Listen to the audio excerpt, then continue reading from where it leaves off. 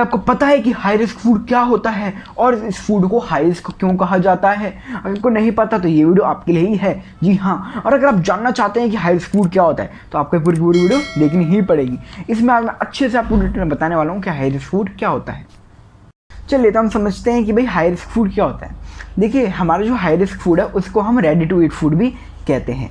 Ready to eat food, अब आप यहाँ से नाम से ही समझ जाएंगे कि भाई रेडी टू ईट फूड क्या होता है। रेडी टू ईट फूड वो होता है जो रेडी है खाने के लिए। जी हाँ, जो हमको पकाने की ज़रूरत ही नहीं है, जिसे बस हमें उसको पकड़ना है, मतलब उसको उठाना है और खा लेना है, जिसको हमको पकाने की ज़रूरत नहीं है। कोई भी उसमें हसल, कोई भी दिक्कत नहीं है, उसमें कोई भी हमको एफर्ट लगाने की ज़रूरत नहीं है, बस वो रेडी है, मतलब तैयार है खाने के लिए, बस उसको उठाओ और खा लो। तो वो होता है रेडी टू ईट फूड।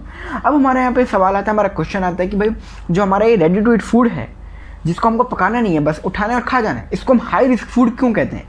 हम अपने रेडी टू ईट फूड को हाई रिस्क फूड क्यों कहते हैं? चलिए जानते हैं। देखिए, अगर हम जैसे हमारा जो रेडी टू ईट फूड है, हम जो नॉर्मल फूड है उसको हम कुक करते हैं और हम उसको ले जाते हैं 75 डिग्री सेल्सियस तक। इससे क्या होता है, जो भी उसके अंदर बैक्टीरिया होते हैं, पॉइजन होता है, पैथोजेंस होते हैं, वो ना सभी डिस्ट्रॉय हो जाते हैं, मर जाते हैं या फिर सो जाते हैं, अगर हम होटल के लैंग्वेज में बोलें तो। ठीक है, लेकिन अब यहाँ पे रेडी टू ईट फूड है हमारा। अब इससे क्या होता है भाई, हम सो गए, हमारे जो बैक्टीरिया हैं फिर मर गए, डिस्ट्रॉय हो गए, तो हमको जो फूड पॉइजनिंग होती है उसके चांसेस बहुत ही ना के बराबर हो जाते हैं। और उसी तरफ आप देखेंगे जो हमारे रेडी टू ईट फूड है, इसके हम कोई भी ट्रीटमेंट नहीं देते, लेकिन इसको हम फ्रोज करते, ना ब्लास्ट चिलर में डालते हैं, इसको कुक करते हैं, मतलब इसमें ना ही हम हीट देते हैं जिससे जो हमारे बैक्टीरिया हैं वो सो जाएँ या फिर मर जाएँ। तो आप सोच ही सकते हैं इसमें जो है फूड पॉइजनिंग के चांसेस कितने ज़्यादा बढ़ जाते होंगे।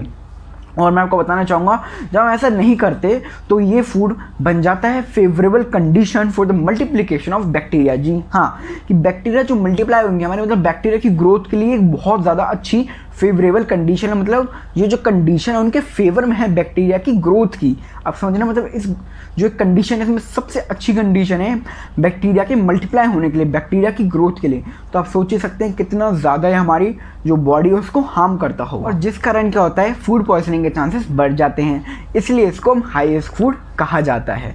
और जितने भी सारे हमारे जो हाई रिस्क फूड हैं वो सभी अंडर आते हैं हमारे फूड पॉइजनिंग की, मतलब सभी के सभी इन्वॉल्व होते हैं फूड पॉइजनिंग में। सभी के सभी जो है हाई चांसेस बना देते हैं हमारी बॉडी को, जिससे हमारी बॉडी में फूड पॉइजनिंग हो सके। और आपको बताना चाहूँगी, जो बैक्टीरिया होता है ये हाई इन प्रोटीन होता है और इसमें मॉइस्चर भी बहुत अच्छी क्वांटिटी में होता है, और इसको कंट्रोल करने के लिए बहुत स्ट्रिक्ट टेम्परेचर चाहिए होता है। जैसे कि अब आप देखेंगे ऐसे होटल्स में ऐसा होता है कि अगर हमको कोई भी फूड आइटम है, अगर उसको हमको 3-4 डेज़ के लिए स्टोर करना है तो हम उसको कुक करते हैं। कुक करने के बाद उसको पहले ब्लास्ट चिलर में डालते हैं, फिर उसके बाद उसको चिलर में डालते हैं, उसके बाद ही वो 3 दिन तक चल सकता है। और या फिर जैसे हमें फूड कुक किया फिर हम उसको फ्रोज कर देते हैं, जब भी उसको हम 1 मंथ या फिर 1 ईयर तक यूज़ कर पाते हैं, है ना। क्यों, देखिए हम इसको पहले ब्लास्ट चिलर में आपको एक पॉइंट ऐड ऑन करना चाहूँगा। जैसे कि भाई आप अब सोचोगे कि भाई पहले भाई हमने शान भाई ने बोला कि भाई हमने पहले फूड को कुक किया, उसके बाद उसको ब्लास्ट चिलर में डाला, उसको बाद उसको हमने चिलर में डाला, ऐसा क्यों? देखिए क्या होता है, जब हम फूड को कुक करते हैं तो उसमें पूरी तरीके से बैक्टीरिया उस टाइम मर जाते हैं कुक करते टाइम, बट पूरे जो होते हैं वो बच जाते हैं फिर भी, और वो सोते नहीं हैं। तो उनको सुलाने के लिए क्या करना होता है, एक टाइम लिमिट होती है, उसके अंदर ही अपन को जो है अपने फूड में जो बैक्टीरिया उनको सुलाना होता है। तो उसके लिए हमको बहुत ज़्यादा कम टेम्परेचर चाहिए होता है, बहुत ठंड चाहिए होती है। उसके लिए हम उसको पहले ब्लास्ट चिलर में डालते हैं, जितने उसी टाइम लिमिट में वो जो है वो टेम्परेचर जो है वो अटेन कर जाए, जिसमें हमारे जो बैक्टीरिया हैं फूड के अंदर वो सो जाएं और हमारे फूड को कोई भी हार्म ना हो, मतलब जब हम उस फूड को यूज़ करें, दोबारा रीयूज़ करें तो उसमें कोई हार्म ना हो। फिर जब वो उस टेम्परेचर पे पहुंच जाता है, उस टेम्परेचर को अटेन कर लेता है, उसके बाद हम उसको चिलर में डालते हैं। और अगर आपको ये चीज़ और भी अच्छे से समझनी है थोड़ी सी, तो मैंने ये अच्छे से अपने टेम्परेचर एंड हेल्थ अप वाली वीडियो में समझाया हुआ है, यहाँ पे मैं बटन का लिंक दे दूँगा, आप पहले वीडियो देखिएगा फिर उसको आप देख सकते हैं, और अच्छे से डिटेल के लिए अगर आप ये चीज़ें अच्छे से जानना चाहते हैं तो। और इसी के साथ साथ हमारा जो ये फूड है इसको हमको बचाना होता है कंटामिनेशन से। अब आप कहिए शान भाई यार ये हम सपोज एक चॉपिंग बोर्ड में मीट और वेजिटेबल्स काट लेते हैं बिना हैंड्स क्रॉस के, जब तो आपने बताया था कि क्रॉस कंटामिनेशन हो सकता है, अपनी वीडियो में आप यहाँ पे माई बटन का लिंक लगा दूंगा, उसका भी मैंने क्रॉस कंटामिनेशन के बारे में आपको 15 मिनट्स की वीडियो बनाई हुई है, उसके बारे में अच्छे से आपको जो इन्फॉर्मेशन मैंने सभी दी हुई है, आप पहले इस वीडियो कंप्लीट कीजिएगा फिर उसको देख सकते हैं, अगर आपको क्रॉस कंटामिनेशन के बारे में नॉलेज चाहिए तो। कंटामिनेशन भी हो सकता है, लेकिन यहाँ पे कैसे होगा शान भाई?